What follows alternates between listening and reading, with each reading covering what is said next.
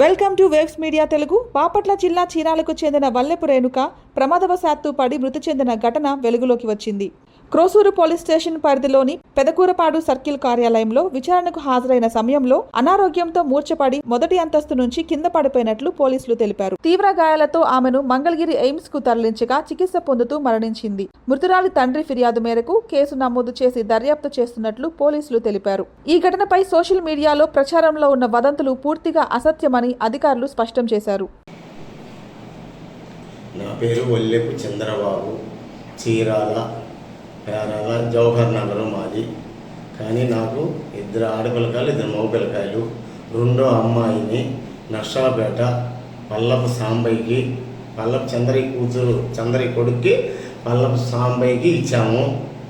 ఇచ్చి మ్యారేజ్ చేశాము. పేరు పల్లపు రేణుక ఇచ్చి చేసాము. వాళ్ళకి 2 పిల్లకాయలు పుట్టిన ఒక అమ్మాయి ఒక అబ్బాయి పుట్టినాక మనసు శాంతలు వచ్చినాయి. శాంతలు వచ్చి విడాకులు తీసుకున్నారు చీరాల కోర్టులో.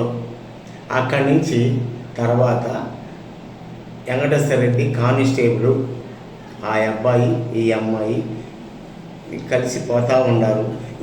ఈ మధ్యలో వాళ్ళకి ఏదో మధ్యలో శాంతలేదో వచ్చి కేసు పెట్టుకొని ఆ అబ్బాయిని సస్పెండ్ చేశారు. చేసిన తర్వాత దాన్ని కేసు కోసమై ఇసారానికి కోసూరు పోలీస్ స్టేషన్కి పంపించారు. ఆడికి రమ్మన్నారు. మేము వెళ్ళాము, వాళ్ళు వెళ్ళారు. ఆ రోజు వెంకవయ్య కాలేదు. కాపోయేటప్పటికి 6 గంటల దాకా ఉన్నాము. సాయంత్రం వచ్చేసాము చీరాల వచ్చిన తర్వాత మా వల్లెపు గొరవయ్య కుమారుడు పెద్దంగమరావు చనిపోతే ఆ వ్యవహారంలో మేమంతా ఉన్నాము. మా అమ్మాయి చూసేసి ఆ శవాన్ని వాళ్ళ అన్నయ్యని చూసి వచ్చేసింది. మాకు చెప్పా పెట్టకుండా వచ్చేసిన తర్వాత కోసూరు.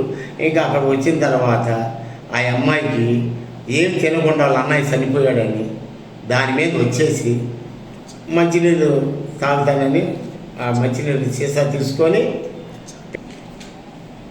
ఆ అమ్మాయికి పల్లపు రేణుకకి మా అమ్మాయికి కోసూరు పోలీస్ స్టేషన్కి వచ్చినాక ఏం తినక ఆ అమ్మాయికి మామూలు పిడుసులు ఉన్నాయి.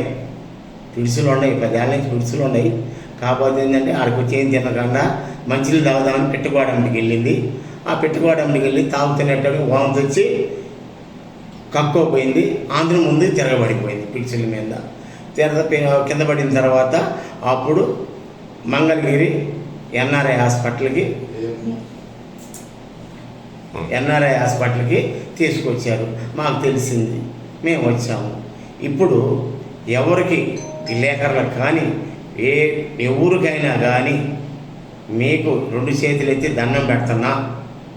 దీని గురించి ఎవరు మాట్లాడవద్దు, పట్టించుకోవద్దు.